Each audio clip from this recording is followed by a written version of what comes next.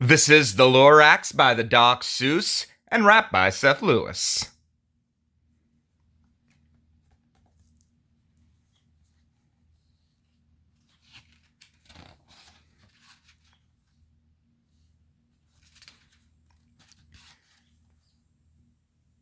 At the far end of town where the grickle grass goes and the wind smells slow and sour when it blows and no birds ever sing excepting old crows is the street of the lifted Lorax.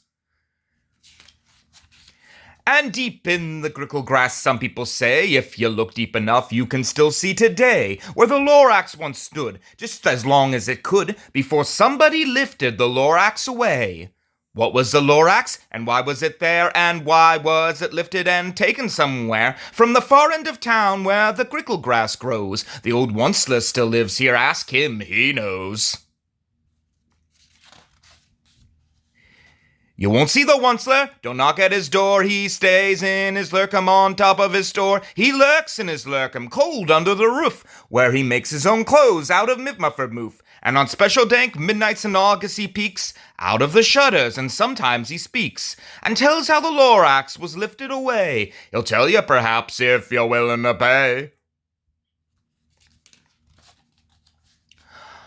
On the end of a rope, he lets down a tin pail, and you have to toss in 15 cents and a nail and the shell of a great-great-great-grandfather's snail. Then he pulls up the pail, makes a most careful count to see if you paid him the proper amount. Then he hides what you paid him away in his snub, his secret strange hole in his grooveless glove. Then he grunts, I will call you by whispermophone, for the secrets I tell are for your ears alone. Slip! Down slips the whispermophone to your ear, and the old Once's whispers are not very clear, since they have to come down through a snurgelly hose, and he sounds as if he had smallish bees up his nose. Now I'll tell you, he says with his teeth sounding gray, how the Lorax got lifted and taken away.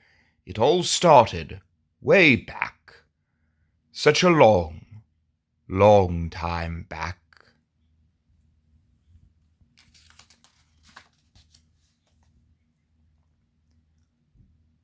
Way back in the days when the grass was still green, and the pond was still wet, and the clouds were still clean, and the song of the swami swans rang out in space.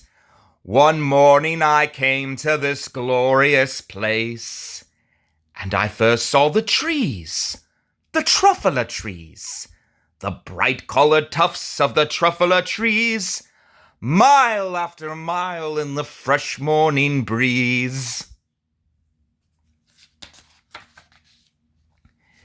And under the trees I saw brown barbaloots, frisking about in their barbalut suits, as they played in the shade and ate truffula fruits. From the rippleless pond came the comfortable sound of the humming fish humming while splashing around. But those trees, those truffula trees. All my life I'd been searching for trees such as these. The touch of their tusks was much softer than silk, and they had the sweet smell of fresh butterfly milk. I felt a great leaping of joy in my heart. I knew just what I'd do. I unloaded my cart. In no time at all, I had built a small shop. Then I chopped down a truffula tree with one chop, and with great skillful skill and with great speedy speed, I took the soft tuft and I knit it a need. The instant I'd finished, I heard a gazump. I looked, I saw something pop out of the stump of the tree I chopped down. It was sort of a man. Describe him? That's hard. I don't know if I can. He was shortish, and oldish, and brownish, and mossy, and he spoke with a voice that was sharpish and bossy. Mister, he said, with a sawdusty sneeze, I am the Lorax, I speak for the trees. I speak for the trees have no tongues, and I'm asking you, sir, at the top of my lungs. He was very upset as he shouted and puffed, "What's the thing you've made out of my truffler tuft?" "Look, Lorax," I said, "there's no cause for alarm. I chopped just one tree. I am doing no harm. I'm being quite useful. This thing is a theed. A theed's a fine something that old people need. It's a shirt, it's a sock, it's a glove, it's a hat, but it has other uses, yes, far beyond that. You can use it for carpets, for pillows, for sheets, or curtains, or covers for bicycle seats." The Lorax said, "Sir, you are crazy with greed. There is no one on earth that would buy that full theed." But the very next minute I proved he was wrong, for just at that minute a chap came along, and he thought that the need I had knitted was great. He happily bought it for $3.98. I laughed at the Lorax. "You poor stupid guy, you never can tell what some people will buy." "I repeat," cried the Lorax, "I speak for the trees." "I'm busy," I told him. "Shut up, if you please." I rushed across the room, and in no time at all built a radio phone. I put in a quick call. I called all my brothers and uncles and aunts, and I said, "Listen here, here's a wonderful chance for the whole Onceler family to get mighty rich. Get over here fast, take the road to North Nitch, turn left at Weehawken, sharp right at South Stitch."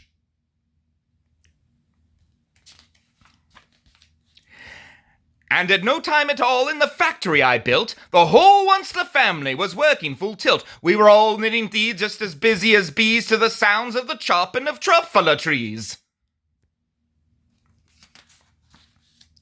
Then, oh baby, oh, how my business did grow. Now chopping one tree at a time was too slow, so I quickly invented my super axe hacker, which whacked off 4 truffler trees at one smacker. We were making thieves fast 4 times as fast as before, and that Lorax, he didn't show up anymore.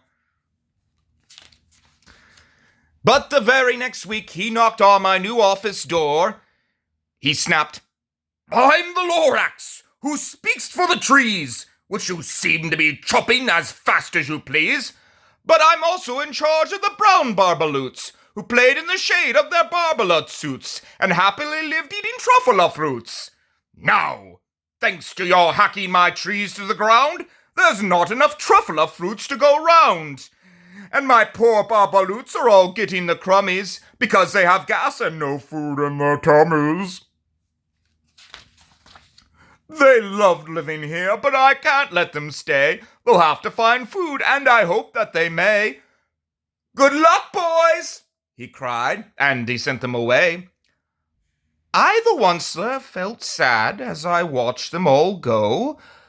But business is business, and business must grow regardless of crummies and tummies, you know.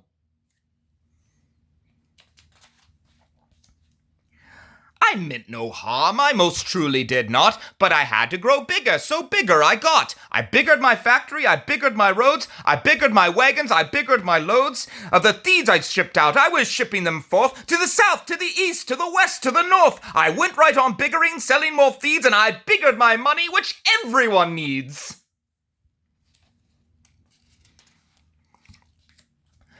Then again he came back. I was fixing some pipes when that old nuisance Lorax came back with more gripes. "I am the Lorax," he coughed and he whiffed, he sneezed and he snuffled, he snoggled, he sniffed. "Onceler," he cried with a cruffless croak, "Onceler, you're making such smogulous smoke. My poor swummy swans, why they can't sing a note. No one can sing who has smog in his throat."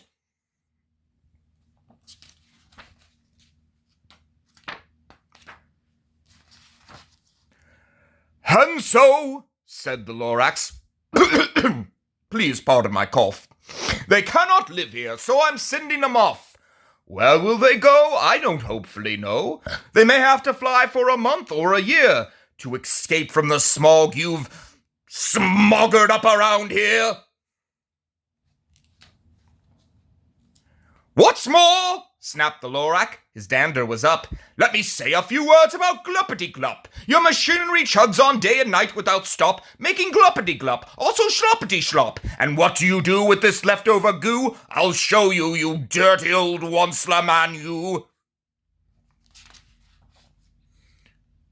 "You're glumping the ponds where the humming fish hummed. No more can they hum, for their gills are all gone. So I'm sending them off. Oh, their future is dreary. They'll walk on their fins and get woefully weary, in search of some water that isn't so smeary." And then I got mad. I got terribly mad. I yelled at the Lorax, "Now listen here, Dad. All you do is yap, yap, and say, bad, bad, bad, bad. Well, I have my rights, sir, and I'm telling you I intend to go on doing just what I do. And for your information, you Lorax, I'm figuring on biggerin' and biggerin' and biggerin' and biggerin', turning more truffle trees into deeds, which everyone needs." And at that very moment we heard a loud whack. From outside in the field came a sickening smack of an axe on a tree. Then we heard the tree fall, the very last truffler tree of them all.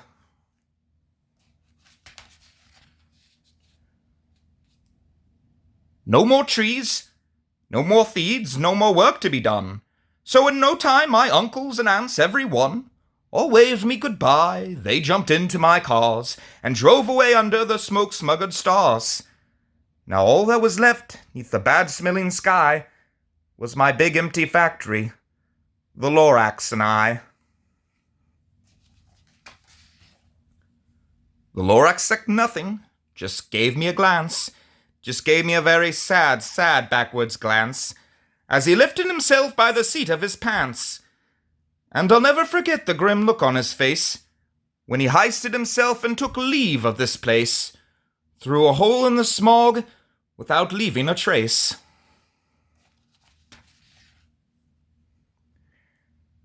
And all that the Lorax left here in this mess was a small pile of rocks with the one word, unless.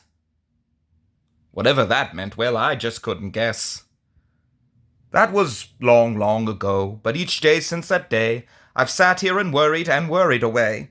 Through the years, while my buildings have fallen apart, I've worried about it with all of my heart. "But now," says the Onceler, "now that you're here, the word of the Lorax seems perfectly clear. Unless someone like you cares a whole awful lot, nothing is going to get better. It's not." So, catch, calls the Onceler. He lets something fall. It's a truffler seed. It's the last one of all. You're in charge of the last of the truffler seeds, and truffler trees are what everyone needs. Plant a new truffler, treat it with care, give it clean water and feed it fresh air. Grow a forest, protect it from axes that hack. Then the Lorax and all of his friends may come back.